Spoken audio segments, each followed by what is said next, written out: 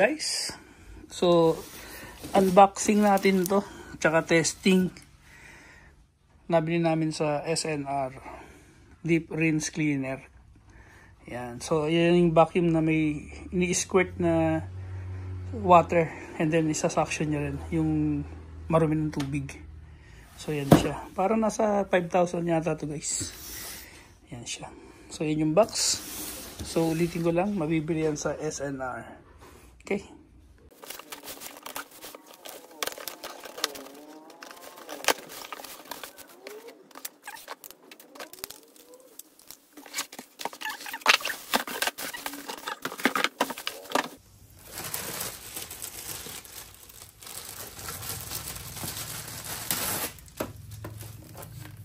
Nasa 1 meter lang yung hose.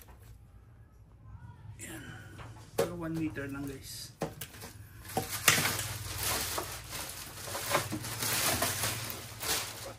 Ito yung unit. So meron siyang dalawang container. Hindi ko pa alam kung paano gamitin eh. Ito. And then, hinihila lang pataas.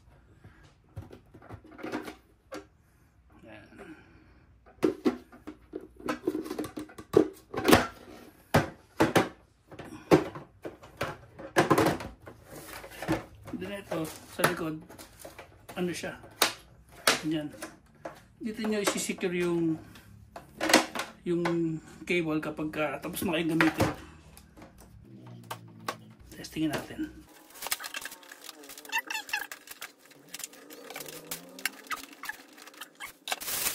Testingin na. Okay. So based sa manual, dito ilalagay yung clean water. Then, dito naman makakollect yung maruming tubig.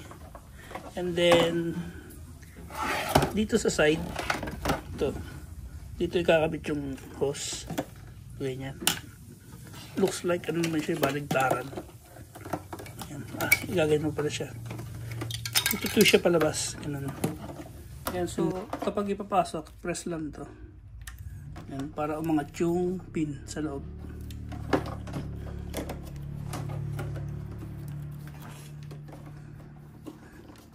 Yan, okay na.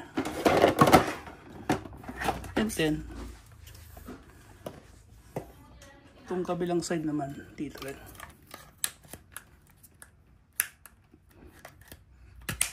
Yan. Alright. Ganun lang siya.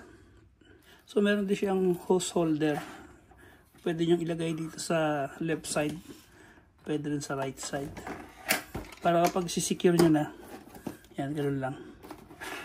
Yan. Tapos, pwede nyo siyang iikot dito sa ilalim. Yan, pag ganyan. Para pag nakatago yung hose nyo, ay yung vacuum. Yan, ganyan siya. Yan. Ganyan mangyayari kapag naka-storage na siya.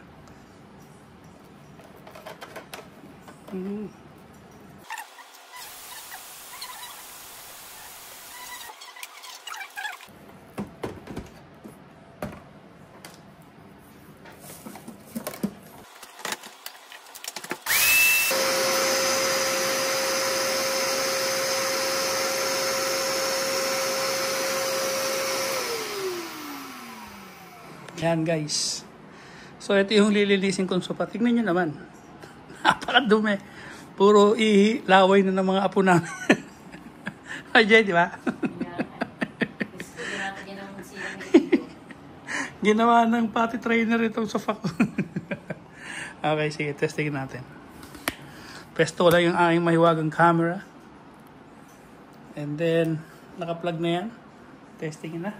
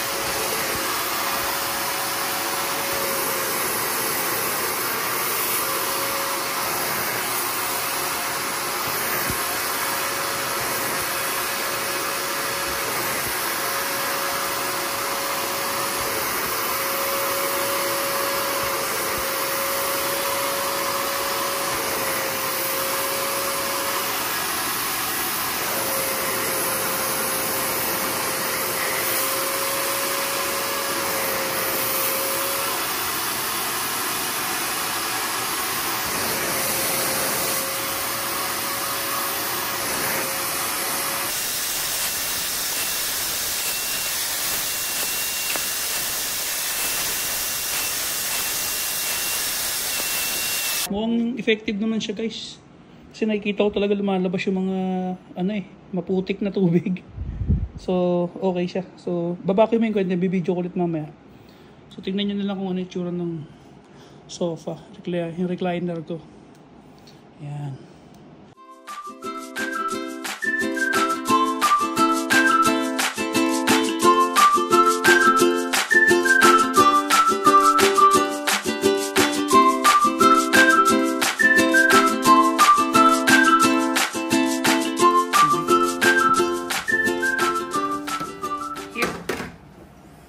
Yeah.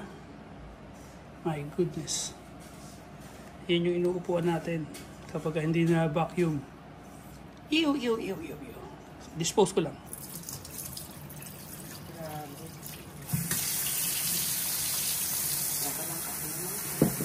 Pakati na sa katawan yan. Kaya pag-dudukit na lang kanina doon, nakati na naman ako. Ang balat ko pa naman yan. Okay. So, natapos ko na guys. So far, ang ganda ng resulta. Nakita niyo naman yung lumabas sa tubig dun sa tinapong ko kanina. Napakaitim. Napakadumi talaga ng tubig. Pero ngayon, medyo wet damp siya. Pero ma-air dry na yan. Huwag nyo lang masyadong babaran ng tubig. Kailangan pagka-spray nyo ng tubig, vacuum agad. Para yung ganito lang talaga yung malilinis. Kasi pag pumasok sa foam, babaho. So dapat ganyan. Okay? Ayan, tanong natin sa misis ko. Ano masasabi mo, love? Approve? Approve. Para sa price na 5,000, panalo yan. Goods. Thank you for watching.